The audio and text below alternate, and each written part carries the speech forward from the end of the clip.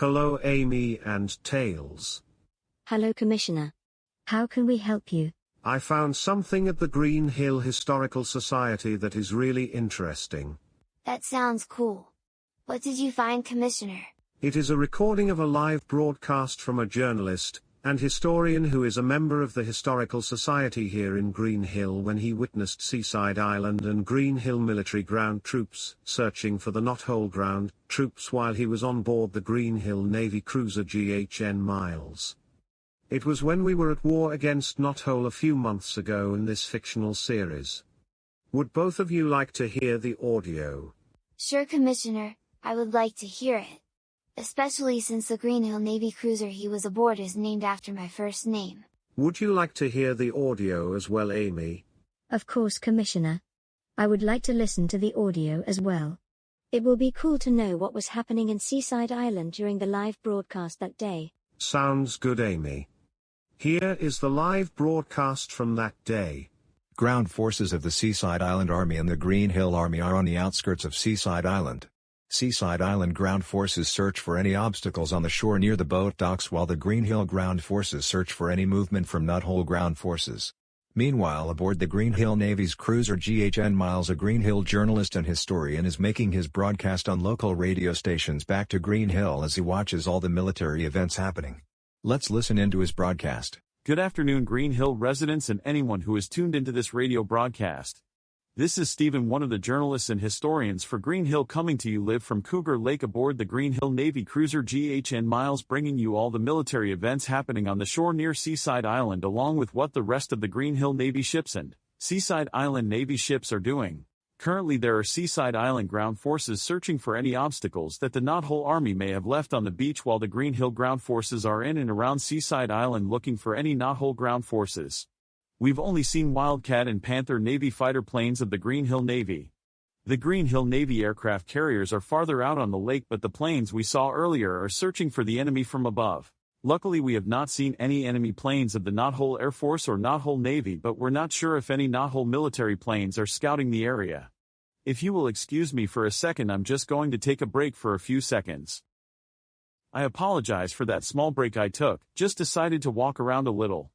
I can see a plane heading this direction.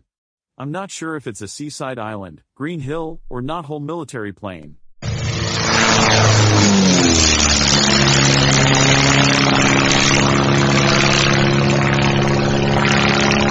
Men aboard this ship and other ships in the convoy looked at the markings on that plane that just flew over, and it has been confirmed as an enemy plane of the Knothole military. That pass was very low and he flew directly over us, but luckily no shots were fired as the aircraft flew over. Men aboard a few Seaside Island Navy ships have their binoculars out searching for other planes that may be in the area as Seaside Island ground forces look straight up as the enemy plane flew over them.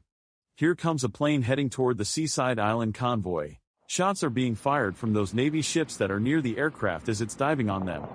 Seaside Island Navy ships are firing turrets at that knothole military plane. Something just splashed in the water.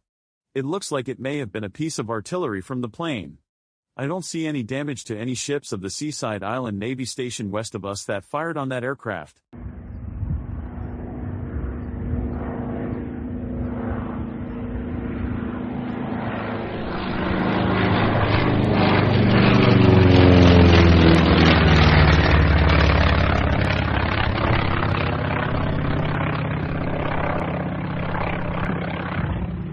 That plane that just flew over us was one of the Green Hill Navy's fighter planes, probably going to search and engage that plane that just attempted to attack the Seaside Island convoy.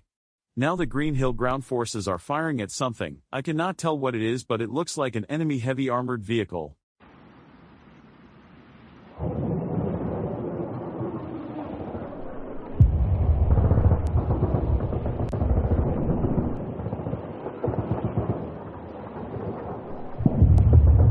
There's smoke coming from near the field. Apparently it was an enemy tank of the Knothole Army. I did not hear or see that tank engage the Green Hill ground forces. That is the best news, but that tank is destroyed after it came under fire from the Green Hill ground forces. We got another plane coming in. Looks like there are two planes headed toward the convoy. One is going for the Seaside Island Navy ships and the other is going for a Green Hill Navy destroyer. Shots are being fired from the ships.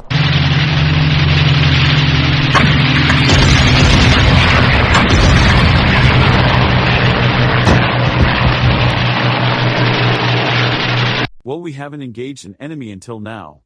There's a trail of smoke coming from the sky. It may be a damaged plane. Here we go again, another plane is flying overhead.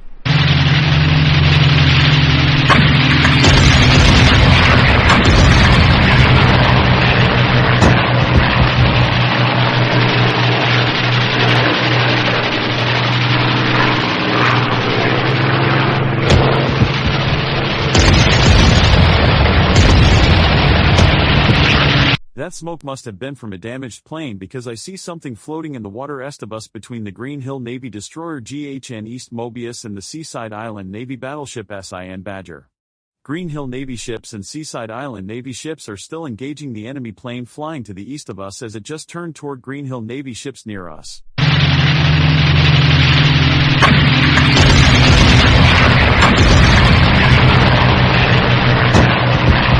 There's a trail of smoke that came from something that just splashed into the water as well between us and the Green Hill Navy destroyer GHN East Mobius.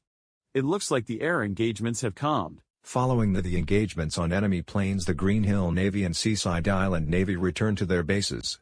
The journalist and historian wrote notes on what he saw that day. Did you like the audio of that broadcast, Amy and Tails? That was cool, Commissioner. Our pilots did a great job protecting Seaside Island from the air along with the other ships stationed near the shore. That was an amazing broadcast by the journalist and historian Commissioner. You are such a good friend. Remember that I'm always ready if you need help with anything. Thanks for watching this video, everyone.